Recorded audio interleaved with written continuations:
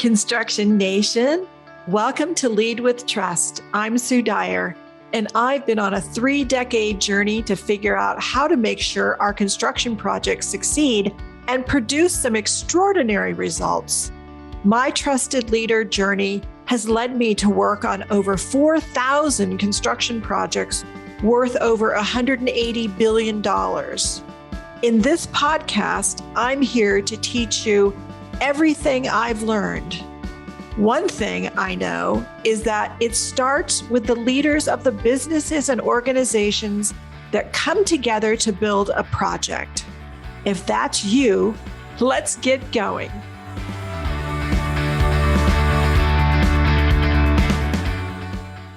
Hey, Construction Nation, this is Sue Dyer, and you are listening to Lead with Trust podcast, where today we are going to have another wonderful woman who is working in the trades for the operating engineers, local number 3, and doing a lot to promote women and others to join the operating engineers. And I think she has some really great insights. This is Meg-Anne Pryor. She's a rock star and went to college and didn't know anything about construction, had never heard of it. And then through some outreach programs, she became aware, went through a pre-apprentice program, and that's how she found the operating engineers. And so I think that it's a great story that many, many people could relate to, not knowing about the trades, not knowing where to go, but then through kind of just in a program that existed, she found her way to the operating engineers. So I think it's a great interview, and she's awesome, and she's doing some awesome work to bring more people into the industry. So let's listen in. We are really, really excited today, Construction Nation, to have a wonderful guest. I'm so excited. I can't wait to learn more from Meg-Anne Pryor. Welcome, Meg-Anne, to Lead with Trust. Thank you. Thank you.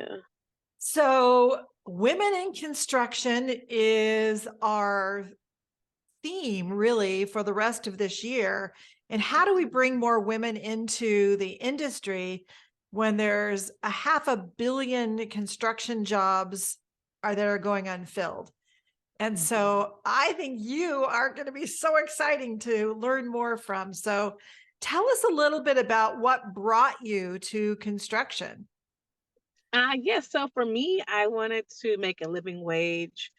I wanted to be able to buy my own house, to buy a nice car, to travel, support my future family, because of course I wanted to have kids. And to me, it was a no-brainer, right? I need to get somewhere where I can accomplish all these things. And so getting into the trades was, detrimental in making that happen.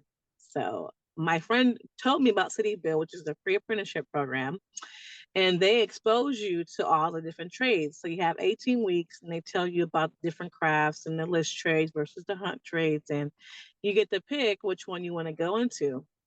So tell us a little bit more about that. So maybe I can put a link in for that. Yeah, definitely. So CityBuild is a pre-apprenticeship program. They're based out of San Francisco. And they help you, getting your driving record together. They help you with stipend pay now. I think it's anywhere between $1,000 a month, and they help you with like groceries or a bus card if you like Clipper or BART. They also help you with, checking in with their different liaisons for different organizations. So they have a slew of resources at your disposal, and they can, funnel you into a great apprenticeship program with any union that you're interested in. I think that's such a smart thing for women right now who might be interested in this, is to go to something like CityBuild. There must be that in other cities as well. Oh yeah, there's something similar. There's one in Oakland called Rising Suns. And there's another one in San Francisco called Success Centers. And we have listeners all over the world. Oh, that's amazing. So we have listeners in the United States. We have them in the Middle East, in Australia, in Europe. We have listeners all over because construction is everywhere. Right, But right definitely. now, just in the construction industry in the United States, we have an enormous need. Mhm. So, so you went through this program and you chose the operating engineers. Why did you choose OE3?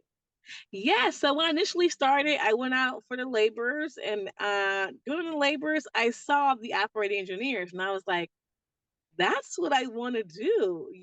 I saw this big, huge forklift coming down the hill, picking up all the bags that we were throwing into the box. And that's what they did all day. And I was like, and it clicked, a little light bulb went off in my head. And I said, the operating engineer. So I had applied. I went through their interview process. I went through their apprenticeship. I was apprentice of the year. I was volunteer of the year. And I just never stopped, going to my meetings, the picnics, the outreach, phone banking, anything I can get involved in, I was involved in. I loved it. I never looked back. That's so cool. That's so cool. So tell us a little bit about right now, you're in a different role, not in the field, Mhm, but as apprentice coordinator for the JAC or Joint Apprenticeship Committee, which I was mhm. on for quite a few years, many, many years ago. Oh, So nice. yeah, so tell us more about your role now and what you're doing and what you might be doing to bring women in. Yeah, so now I'm the apprenticeship coordinator. I'm actually the first in the history of the union African American female apprenticeship coordinator. So that's huge, right? And I was so excited because my coordinator, she was great. Anytime I needed anything, she was there. She was helpful. She had advice. And for me, I want to be able to give that back to my apprentices. And now I'm doing recruitment in the Bayview and San Francisco and San Mateo. I'm looking to get in as many women and as many new apprentices as I can. So I've been doing a lot of career fairs. I've been talking to a lot of friends, a lot of family, a lot of members in the community, and just telling them to spread the word. Hey, we are taking applications from now until June. I've also been talking with my director of training, which is previously my apprenticeship coordinator. And I was letting her know, I was like, hey, maybe we should leave the application open a little bit longer, a little past June. I think that will help us bring in more applicants.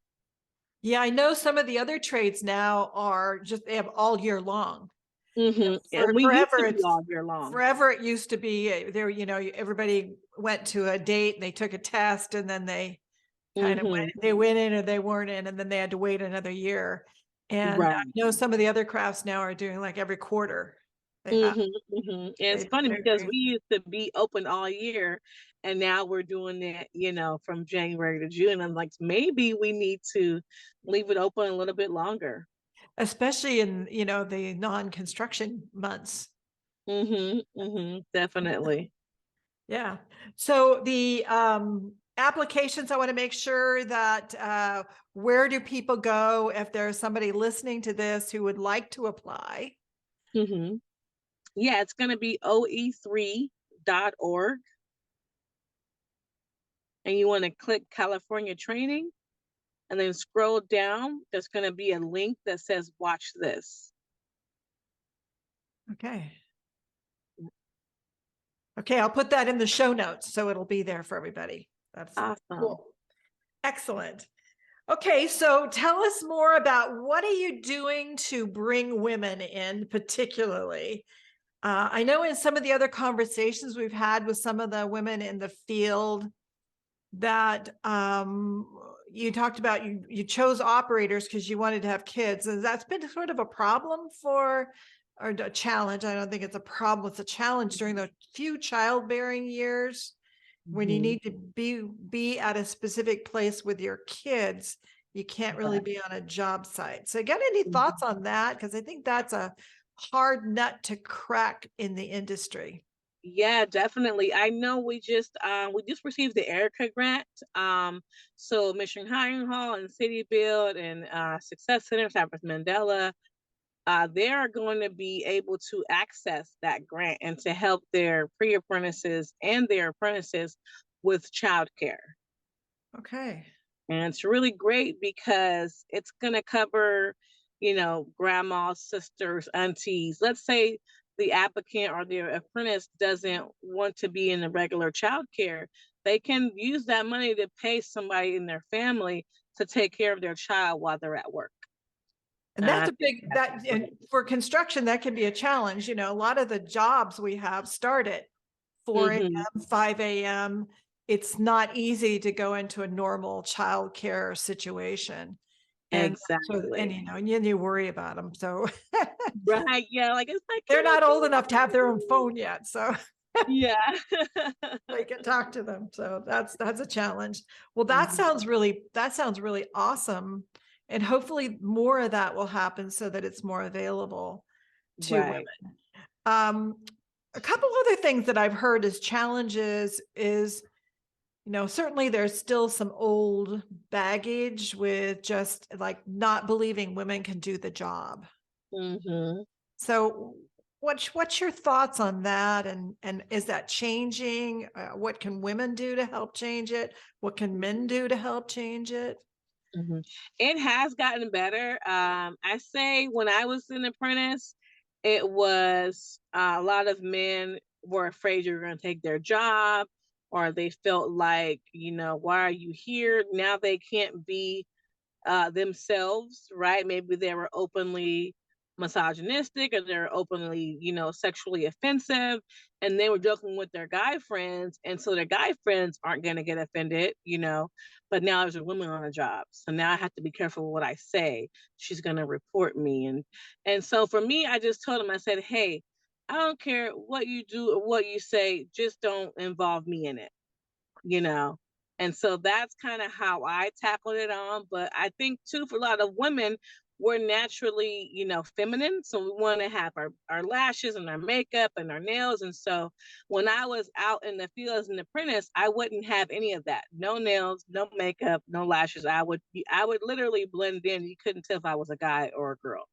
And I think that will help you go a long way, dress the part and be the part. You don't have to, be a feminine woman on the job site, but you can also be a little girly, but think about it in the long term, right? If this is how I'm going to be portrayed and I want to get respected, I need to come to work ready to work in my work clothes. And you see some of the other trades are inside. For the operators, we're mostly outside. So Mhm. the dangers of that also of having, nails and lashes and hair, things getting caught in the machines and pinch points, it does become dangerous. So I would say for the women, just be mindful of, how you're dressed and what you wear. And for the men, be respectful of there being a woman on the job site. Look out for them. And if they're doing something unsafe or they look like they need a little help, pitch in because, women and men have different strengths. And a lot of the men seem to forget that sometimes. Well, one of the things that I've heard too from several of the like that have risen up to superintendent level is Hmm. that they definitely had allies, like someone who mentored them, who became an ally. So what's been your experience around that? Yeah, I definitely had a couple of allies on the job, and that's been great. You can talk to them and they can go to bat for you. That way you're not being seen as the woman who's arguing, or you're not going to get this stigma or this label about you. Oh, she doesn't work well with others, or I don't like having them on a job because they're always PMSing. We get these crazy labels out here on the job when all we want is to be treated fairly. And some Yeah, of them and men are equally. exactly. I thought we're not asking for any special treatment. We just want to be treated like the rest of the crew. That's Yeah. it. Well, And that's so what's having an ally cool. is great. I've been working in construction for over 40 years, and one of the best compliments I know I ever got was when somebody slapped me on the back and said, "You're just a regular guy, Sue." And I thought, okay, cool. Like, I thank like you. that. That's So what do you amazing. see as maybe as you're out there recruiting and talking to people, what do you see as some of the biggest barriers for girls or women entering the industry? The biggest barriers for us I see is mainly childcare. It's not that we're not physically capable or mentally capable of doing the job, is that women are predominantly the caregivers. Mhm. And so if we're predominantly the caregivers and we can't get care for our child, then we have to step in and take care of our child. And if we have to step in and take care of our child, we can't be the breadwinners also. Yeah, It makes it a lot more challenging for us to do both. Yeah, we're doing it, but it's not easy and we shouldn't have to. If there's options for, 24-hour childcare or, childcare at unconditional hours, that would be way better for women that are in construction. That would be yeah. a huge thing for us. Well, that kind of reminds me, I think we should tell everybody too that when you're an apprentice, Hmm. how much money do you make? What kind of fringes do Right. you have? And when you become an apprentice, approximately how much money do you make per Hmm. hour? And so I think that's a good thing to share too. Yeah, definitely. I know for us, we just renegotiated our contract. So we're going to get a $13 raise over the next 5 years. So right now the pay is about 28 an hour, 28.04, I believe.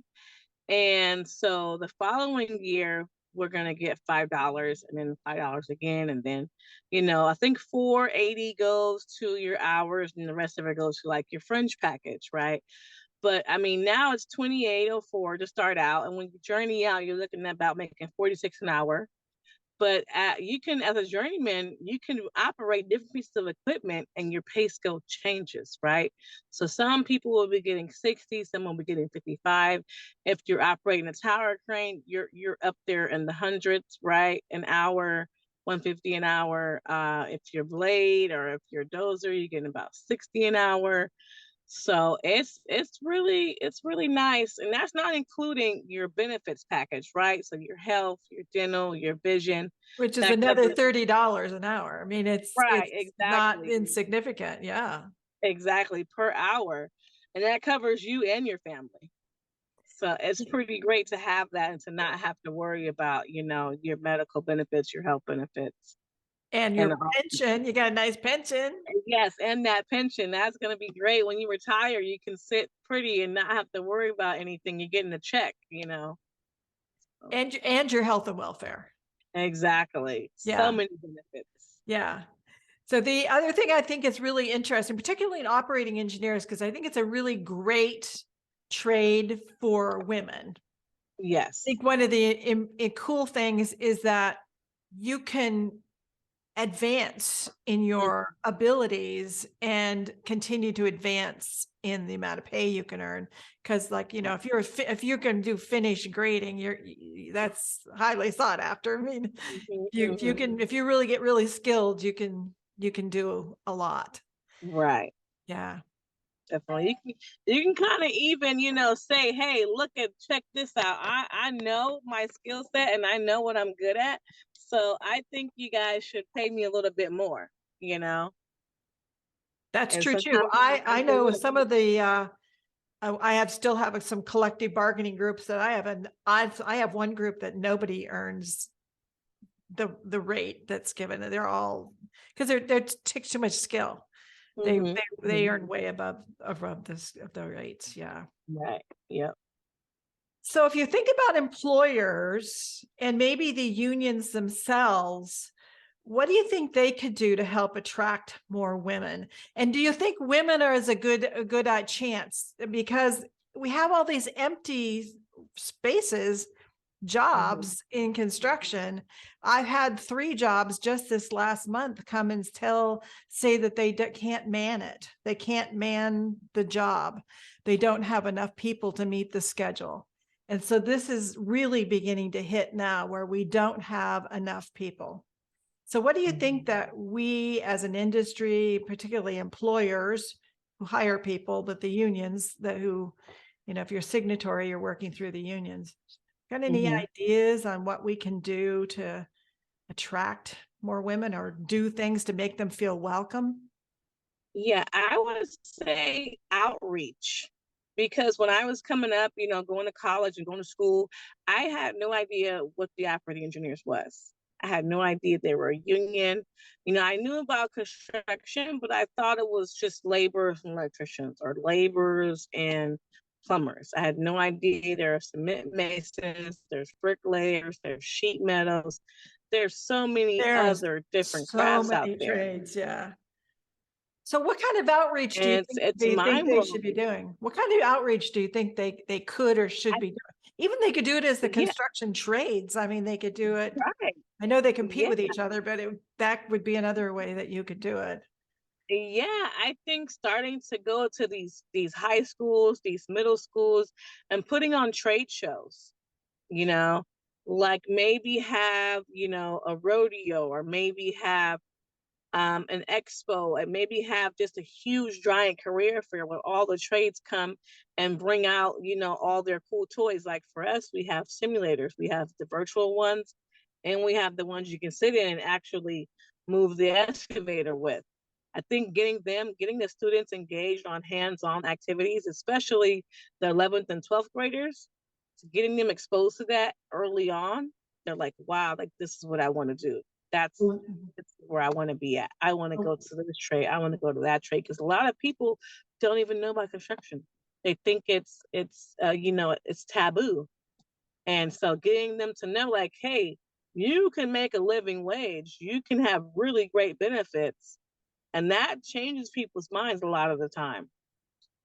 I think that's one Absolutely. thing I to love do. the idea of the trade fair and using the simulations. Or years ago, we used to have every year we would have a rodeo, and Oh, equipment rodeo. It was so fun where they'd have to scoop like a ping pong ball off of and then have to move it somewhere. I'm just really delicate yeah. moves. Yeah, very Hmm. fun to do. But then we'd also let the kids sit on the equipment with Yeah. somebody sitting there helping them to learn. Yeah. I I think that's think. great. But that exposure, people haven't been exposed to it. If they're not in construction, they don't have a Hmm. family member that works in it.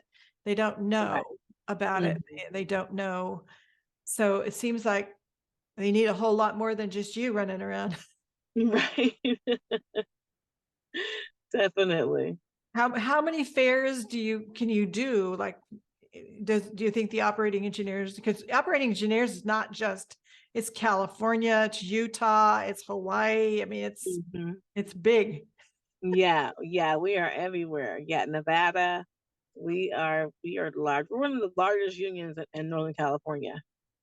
So the building trades unions for sure. I know for myself and a couple of other of my coordinators, we've been doing career fairs like all last week. Just every day we're somewhere new. And a lot of the high schools are we're seeing a lot of the high schools get more and more involved. But it seems like that's, I'd love to see, get some statistics from you in a couple of years. Hmm.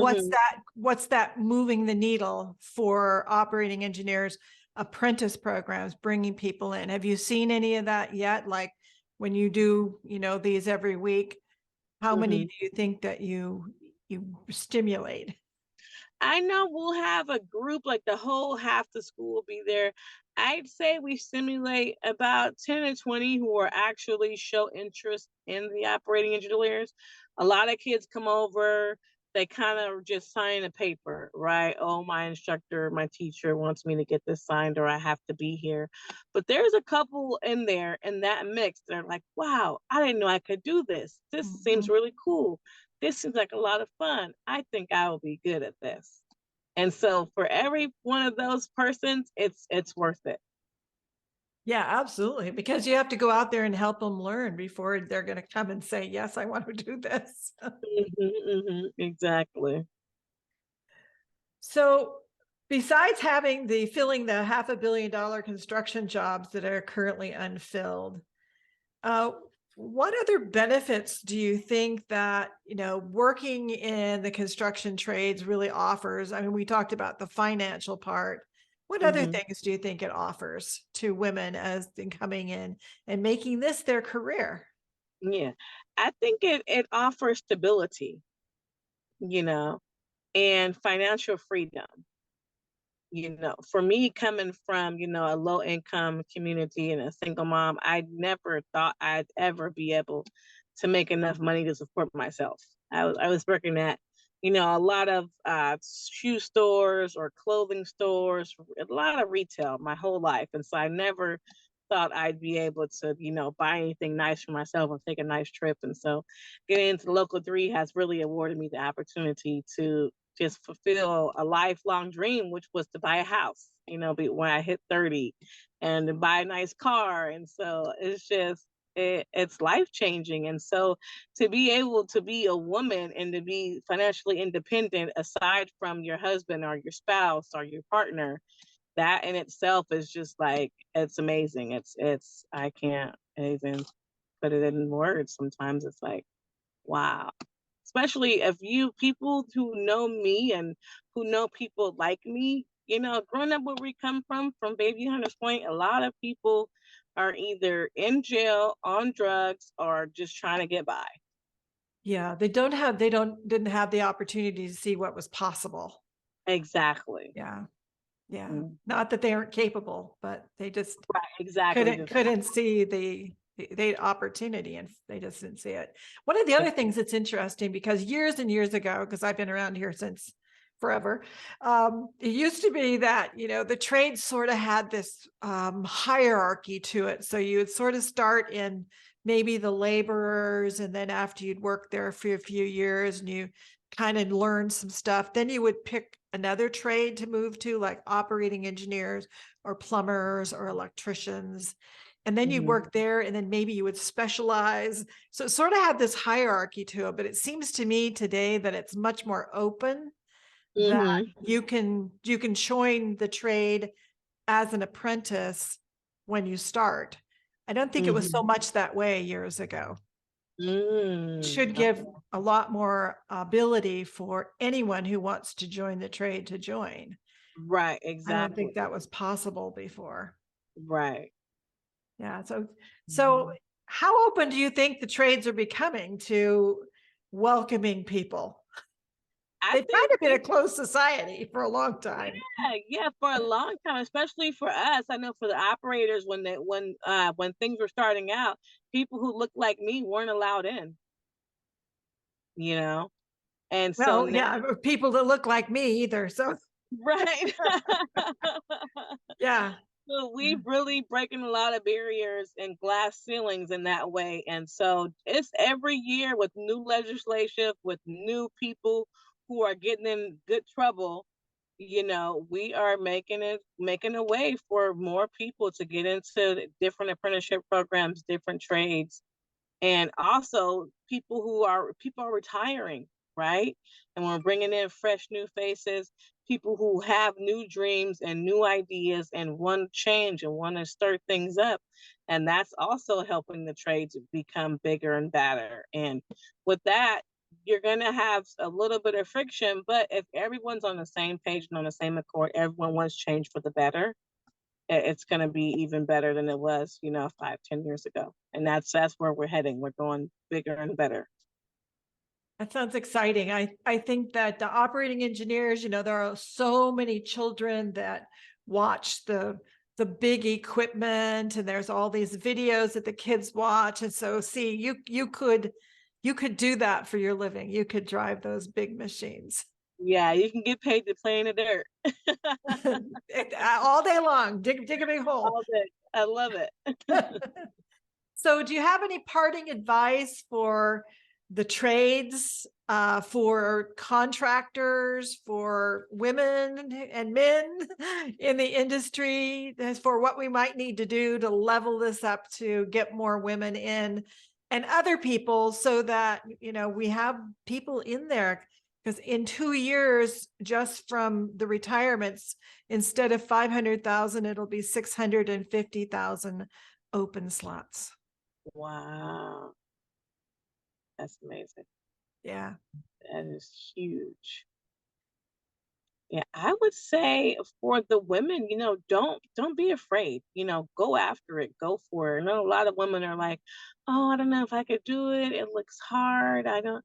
It looks scary." Go after it. You can do it. And the contractors and the employers, encourage women that you think would be good at it. Sometimes they just need an extra push. Sometimes they just need some incentive sometimes they just need someone to believe in them. I met a girl at a pre-apprenticeship program in Oakland, Rising Sun, and she was telling me that her brother was a longshoreman and that her other brother was an electrician. And I'm thinking, you became a teacher. Why didn't you get into the trades? Why didn't they encourage you to get into the trades? Because now she's at a pre-apprenticeship program looking to get into the trade, but she has two brothers that are in the trade. So Yeah. be that ally, be that advocate. Yeah. Well, yeah. Or just even know that it's possible and that you're Exactly. welcomed and that you're welcomed. You're welcomed. You're wanted. Mm-hmm. Yeah. I think that's so big. Be the push that they need. Yeah. Okay. One of the other things too is that for those of you who join a craft in a union setting, you're going to work for an employer. Right. And that contractor, they have lots of different cultures, they have different ways of operating. So if it doesn't fit for you, just find one that does fit for you. There's enough of them out there, and there's certainly enough demand for anybody who's good is always going to be employed and be able to pick where they want to go. Yep. This has been so fun. Thank you so much, Meg-Anne, for being here and being part of Lead with Trust, and hopefully pioneering this so we can see more women out there in the field and on the equipment, in the seat. Yes, that's my goal. Well, thank you so much. Yeah, thanks for having me. I enjoyed myself.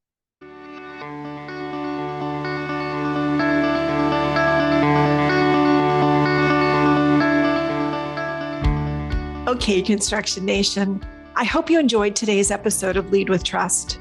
Will you do me a favor? If you think this episode can help anyone on your team or business, please forward it to them.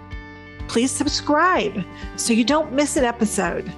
And your honest review, hopefully 5 stars, is much appreciated. Every leader who learns how to build their business and projects on a foundation of trust is going to reap the rewards of greater productivity, attracting the best of the best, enjoying your business more, and doing things you thought were impossible. If you want to know where you are in your trusted leader journey, I have a free resource for you. Please just go to sudyco.com/profile, sudyco.com/profile. And you can grab it there and find out where you are on your trusted leader journey. And so that is a wrap for today. Can't wait until I get a chance to hang out with you again next week. And until then, have a great day.